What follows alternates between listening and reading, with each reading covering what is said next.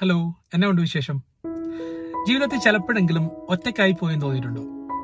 പൈസ ഇല്ലാത്തത് കൊണ്ട് ചില ആഗ്രഹങ്ങൾ, ചില സ്വപ്നങ്ങളൊക്കെ നടക്കാതെ പോയിട്ടുണ്ടോ?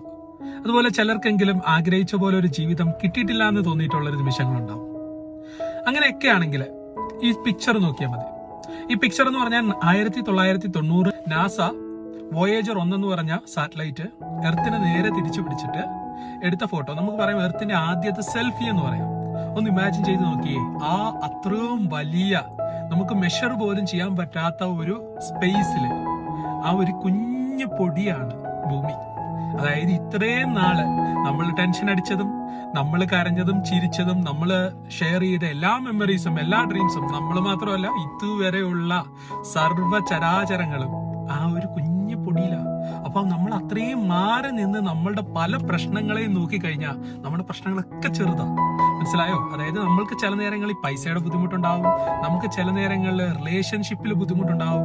ഈ സമയമൊക്കെ നമ്മൾ ചെയ്യേണ്ടതെന്ന് പറഞ്ഞാൽ സമാധാനമായിട്ട് എവിടെയെങ്കിലും ഒന്ന് പോവുക, സമാധാനമായിട്ട് ഇരിക്കുക, മനസ്സിനെ ഒന്ന് റിലാക്സ് ആക്കുക.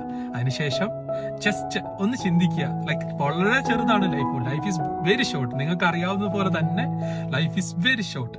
അപ്പൊ നമുക്ക് ഓരോ ദിവസവും അത്ര ഇമ്പോർട്ടന്റ് ആണ്. നമ്മുടെ അപ്പനും അമ്മയുമായിട്ട് എന്തെങ്കിലും പിണക്കമുണ്ടെങ്കിൽ ചെല്ലുക, കെട്ടിപ്പിടിക്കുക, ഉമ്മ വെക്കുക.